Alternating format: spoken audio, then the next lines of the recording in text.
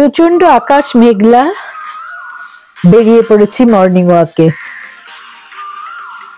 এই একটা জায়গায় কিছুতেই পারি না নিজের সাথে কম্প্রোমাইজ করতে। তা একটু সকালের দৃশ্য দেখাচ্ছি, পানকৌড়ি দেখলেন নিশ্চয়ই। এবার একটা মাছরাঙা, এই দেখুন ছো মেরে একটা মাছ নিয়ে আবার উড়ে যাচ্ছে। কত সুন্দর দৃশ্য! এগুলো দেখতে দেখতে কোথা দিয়ে মর্নিং ওয়াকের সময় কেটে যায় নিজেও বুঝতে পারি না। তবে গরমটা কিন্তু কমেনি, প্রচন্ড গরম। পেছনে দেখুন কত দিনের পুরনো একটা কামানের মতো রাখা, এটাই আপনাদের দেখানোর চেষ্টা করছি আমি। প্রচুর মেঘ করেছে, আমার বাড়ি ফিরে যাওয়াই ঠিক, আর থাকবো না, বাড়ি ফিরছি। এই বাড়ির দরজায় আসলাম, প্রচন্ড বৃষ্টি শুরু হয়ে গেছে। দেখুন বাইরেটা দেখাচ্ছি, ভাগ্যিস এই সময় আমরা ফিরে এসেছি, নয়তো আজকে ভিজে কাগের চা হয়ে ফিরতে হতো। দু একটা শিলও পড়ছে দেখুন, তবে খুব সামান্য, একটু সময়ের জন্য পড়েছে। সব পাখিগুলোর অবস্থা আজকে খারাপ, না তো পেলো খাওয়া, ছাদে যাওয়ারই সময় পেলাম না, এত বৃষ্টি। ওরা আমাদের জানলার গ্রিলে এসে বসে আছে, ওদের আর ডিস্টার্ব করলাম না, দূর থেকে একটু ছবি তুললাম। এবার রান্নাঘরে চলে আসি, আমার পুজো হয়ে গেছে। এবার আমি সকালে ব্রেকফাস্টে একটু পাস্তা বানিয়ে নেব। পাস্তা দেখুন সেদ্ধ হয়ে গেছে আমার, একটু নুন আর তেল জলে সেদ্ধ করে নিয়েছি, আর সামান্য অলিভ অয়েল দিয়ে আমি ব্রেকফাস্টটা চেষ্টা করি বানানোর। পাস্তা তো মোটামুটি সবারই একই ধরনের, সেই পেঁয়াজ, গাজর, বিনস, ক্যাপসিকাম, এই সমস্ত ঘরে যা থাকে সেই মতো, অত যত্ন করে না, খেতে হবে তো মোটামুটি ভাবে বানিয়ে নিচ্ছি। বিভিন্ন সবজি, সকালে একটা হেলদি রেসিপি করব। পাস্তাটাও কিন্তু আমার আটার পাস্তা, আমি ময়দার পাস্তা বা নুডলস এগুলো যতটা অ্যাভয়েড করা যায় তারই চেষ্টা করি। একটু চিনি দিলাম, টেস্টটা ভালো লাগে। একটু সয়া সস দিলাম, আর ভিনিগারের বদলে আমি একটু অ্যাপেল সাইডার ভিনিগার দিলাম, ওটা আমার ঘরে থাকে। মেনলি আমার কুকিং চ্যানেলের জন্য আমি সবই ঘরে একটু মজুত রাখি। আর একটু রেড চিলি সসও দিয়ে দিলাম, একটু ক্যাবেজ দিয়ে দিলাম, যা ঘরে ছিল আর কি। এবারে সেদ্ধ করা পাস্তাটা দিলাম, সবাই একই রকম ভাবে আমরা করে থাকি। একটু গোলমরিচের গুঁড়ো, একটু ধনেপাতা কুচি সব দিয়ে আমার সকালে পাস্তা হয়ে গেল। আর পাস্তার সাথে আজকে আমরা ডিম সেদ্ধ খাবো, দুটো ডিম সেদ্ধ বসিয়ে দিচ্ছি।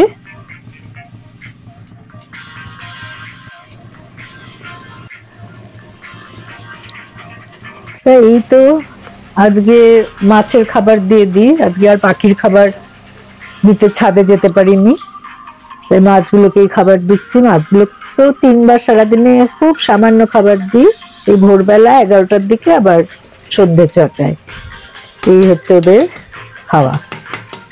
আরো মাছ আনতে পারি, কিন্তু আমরা মাঝে মাঝেই বেড়াতে যাই, তো এবার এত মাছ রেখে যাওয়াটা খুব ঝামেলা।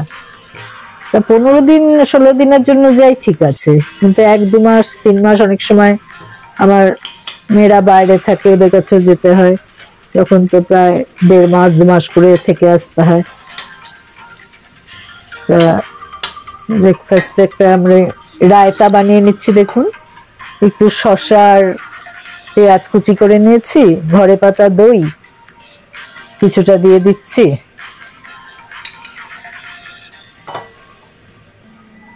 রায়তাটা সকালে খেতে ভালোই লাগে।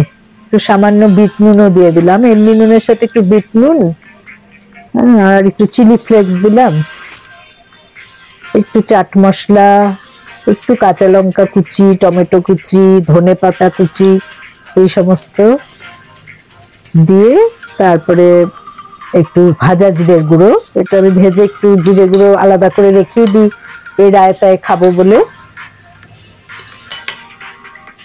আর একটু শুকনো বোঁদে, এটা বা পাওয়া যায় মুদির দোকানে বা যে কোনো স্টেশনারি দোকানেই পাওয়া যায়, তো এটা দিলে একটু বেশ বুন্দি রায়তা দারুণ লাগে। সকালে রায়তা, ডিম সেদ্ধ আর ওই পাস্তা।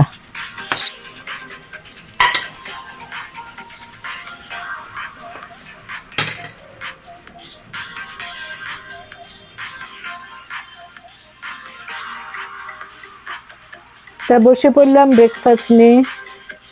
দেখুন খুব ভালো লাগছে খেতে।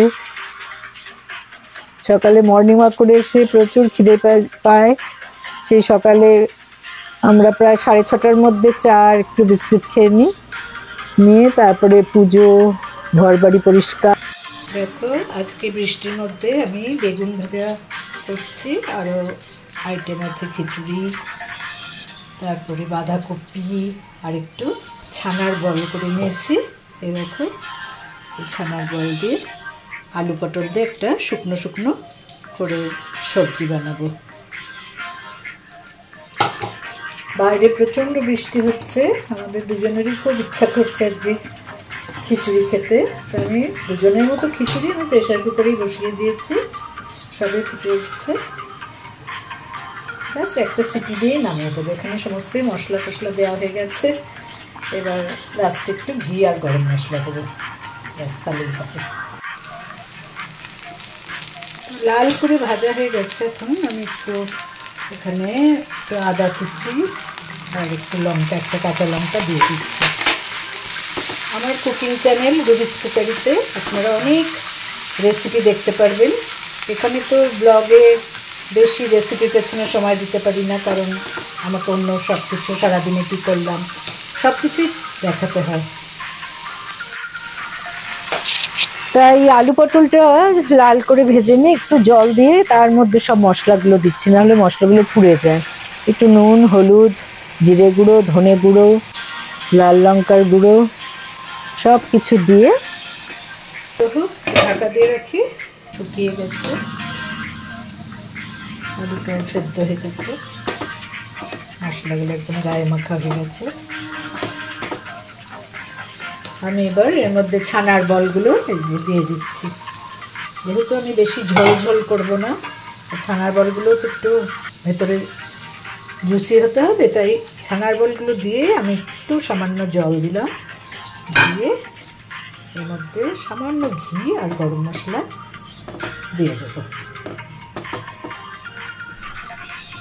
এটা একবার ফুটে উঠলেই আমি গ্যাস ফ্লেমটা অফ করে দেবো, ততক্ষণ ঢাকা দিয়ে রাখি। লাঞ্চে খিচুড়ি, বেগুন ভাজা আর বাঁধাকপি, এই তিনটে দিয়ে দারুণ জমে উঠল।